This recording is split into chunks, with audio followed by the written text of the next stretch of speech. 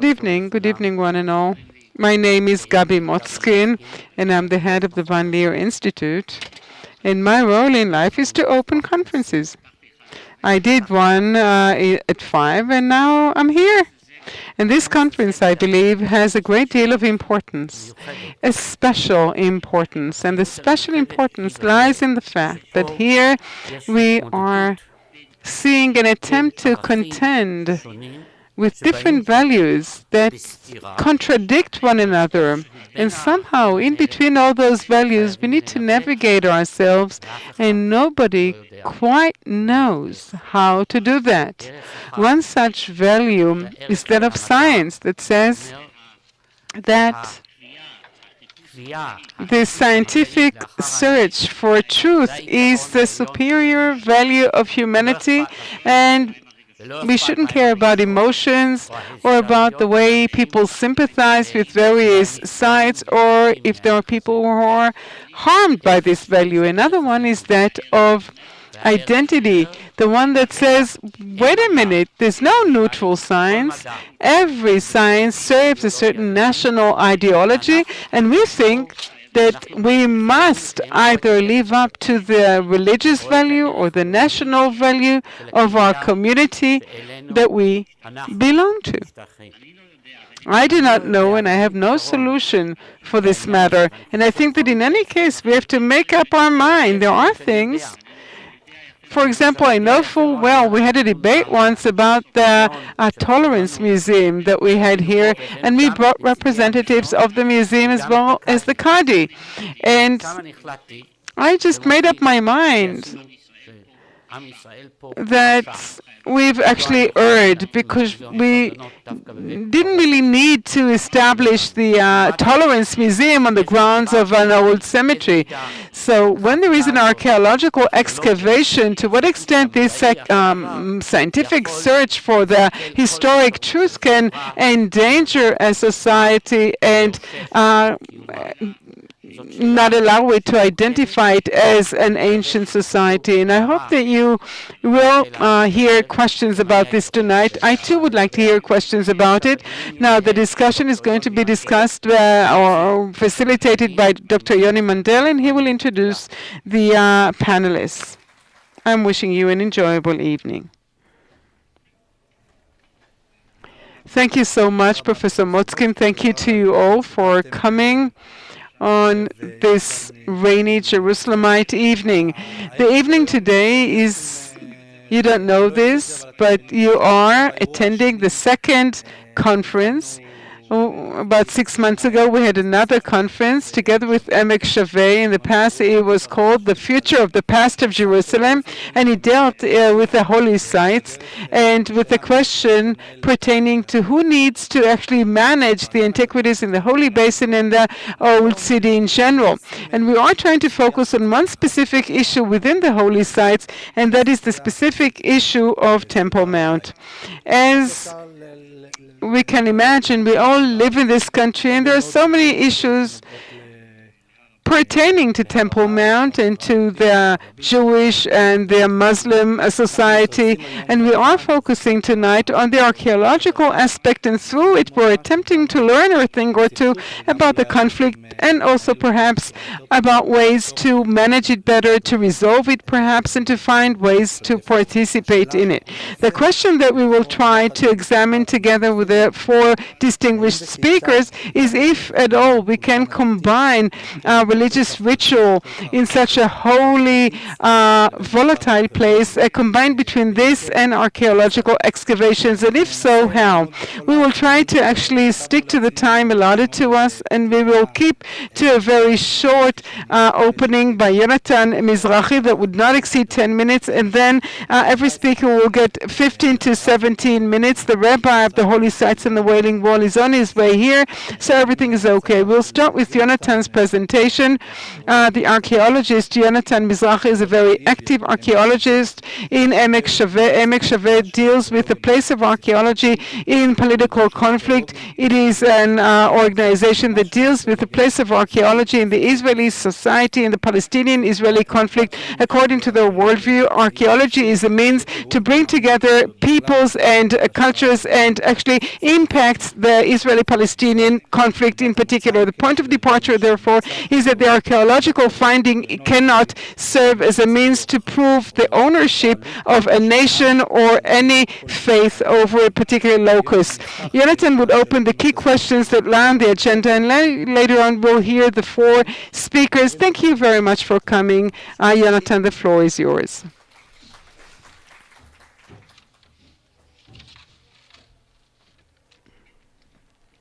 Good evening. I'll start with a few words of gratitude. Thank you very much to the Von Leer Institute for hosting us. Thank you to Emek Shaveh people who made sure this conference will take place. Thank you to the speakers, of course, some of whom come from afar. And thank you to you all for coming. This issue of archaeology,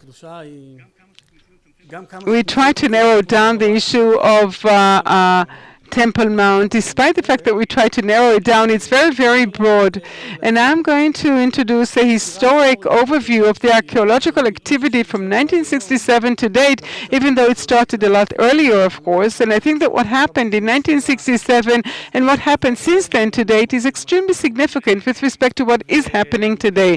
The main thesis, actually, that allows us to understand what is happening with the archaeology, mostly in the holy sites, is that archaeologists and archaeological research contends with an entity and actually contends with the faith, and the faith is always more powerful than research itself. When we look at what is happening from 1967, the first thing the State of Israel did in the Old City, immediately after the occupation, liberation, you can each pick your own phrase, is to destroy the Mughrabi neighborhood and to actually prepare the grounds around the Western Wall. This was the Western Wall plaza that was erected immediately after the war.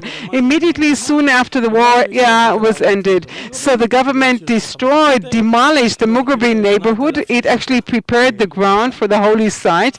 And the Mughrabi neighborhood was 800, 900 years old, depending on who you were asking. The research is a bit problematic concerning the time.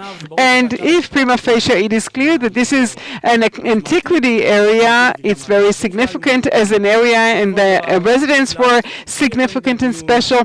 So without any further discussion, without any deliberations, the government decided that the most important thing is to prepare a plaza in front of the Western Wall. At that moment, certain rules were set that continued on, that first of all, we need to prepare the grounds for the believers, the people who came to pray at the Wailing Wall. And demolishing the Mughrabi neighborhood led to a certain buffer between Temple Mount, Haram al-Sharif, and the area of the Old City that at the time was obviously attached to one another. Still, there are other attached parts, but at least in this area, which we can call the southern part of the Old City. So the second activity that was done, again by religious people, clergy of the Western Wall, they started digging the Wailing Wall tunnels. And those Western Wall tunnels were done from 1969 until the beginning of the 1980s, with certain intermissions in between. And these tunnels were excavated by those religious people, not as an archaeological excavation. There was a certain archaeological oversight, but it's not an excavation in and of itself. It is not a pure scientific activity. And those who trained the tunnels were religious people.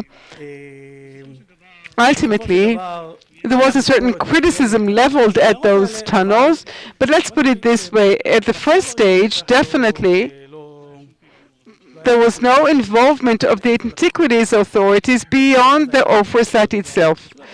There was no other involvement of any other archaeological organizations, and no statement was made about what is supposed to happen there. So these tunnels had different phases. The well-known phase is that of 1996, when the State of Israel decides to open an opening on the Via Dolorosa Street and the Muslim Quarter, if you know, in the northern part of the old city, and that causes uprisings and riots between the Israelis and the Palestinians, obviously casualties, fatalities. It was Bibi versus Arafat at the time, and it was simply proven how volatile the whole issue of the tunnels in the old city in general is, and to what extent every activity under the aegis of the archaeological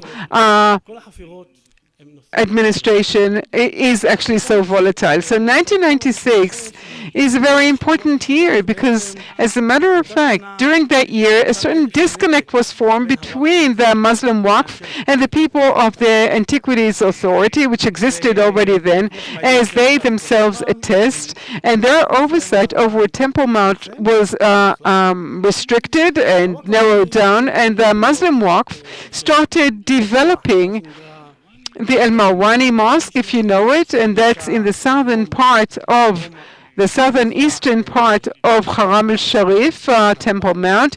And while the works were going on, there was no archaeological oversight or excavation, and they were in charge of the demolitions while building the mosque itself. At the end of the day, the mosque stood, and every party argued concerning who is responsible for the fact that it was built and who is to blame. Every side has their own justifications, but the archaeologists to this very point had no say in it, neither in the Western Wall tunnels or any other excavations, definitely not in the demolition of the Mughrabi neighborhood or Haram al-Sharif. Toward 2004, give or take, a very intensive development starts in the Western Wall tunnels and also in other excavations that had to do with the Western Wall Plaza, the Strauss House on the western end of the Core House, which is on the western side of the Western Wall, and the Strauss House as well. And they continued these excavations, and the Antiquities Authorities was now a very active organization that conducted the excavations, and it's at the table of the decision-making process. The excavations conducted from 2004 and 5 in the tunnels or the Strauss House or the Core House actually get a lot of criticism by archaeological community. There are many criticisms leveled because of that, because one, they argued that once an archaeological excavation was conducted, one cannot build there anymore. The tunnels are extremely complicated as an excavation. The methodology of the excavation merits a whole discussion in and of itself, but you can say that based on the discussions between the archaeologists, one could see the tension between the professional bodies and the decision-making bodies, and the tension was around those levels and layers that remain, those that get excavated into. And a very key question that the excavation authority is busy with is that it's opting for a project that the developer is the foundation for the heritage of the Wailing Wall. And in some places, those excavations of tunnels and underground excavations are done in areas whose owners are not the developers. And that's a very complex issue. How come you dig in an area, in a land that does not belong to the developer? Another interesting issue is that these excavations are done in some sort of a rescue excavation, but today there is no overall planning with respect to the old city. Where do we dig in and where do we preserve whatever there is? The way we understand the archaeological activity that started in 1967, it always serves a political end, and very often it serves as a political means to attack someone, whether it's the political interest of expanding the the Western Wall Plaza or the Israeli control and the foundation of the Western Wall heritage, and obviously the demolition of the Antiquities in Haram al-Sharif Temple Mount. According to the way we see things, these religious organizations are always more powerful, as I said earlier on, than the scientific ones. I think that there's nothing to do about this. Definitely that's the reality in areas like this. And archaeology is a political means in a very, very sensitive, volatile place. Everything is volatile. The narrative, who's digging, what is left, what is preserved, what is demolished. The way we understand the story in general, we think that, by the way, the core of the conflict in Jerusalem is ultimately around the historic narrative and the symbolic element of this city. So we suggest that any handling of the archaeological activity in Jerusalem cannot be given to the hands of the religious organizations, be it Muslim, Jewish, or Christian. And I didn't talk at all about the Cave of the Sepulchre. Because of the importance of Jerusalem, only professional organizations of diverse natures with respect to identities, international organizations, and the work around the international conventions, be it conservation conventions or the UNESCO conventions on how to treat antiquities, this is more or less the only thing that can balance out the tension between the archaeological activity, the political tension that is created, and the demands of the religious organizations. Hence, the way we understand things, as long as those leading the excavation, those who are initiating and financing these excavations are religious organizations and all the rest depend on them, we think that that is a disaster not just for archaeology and the heritage of Jerusalem itself, but it is a disaster for the political future of Jerusalem in general and the entire country. Thank you very much.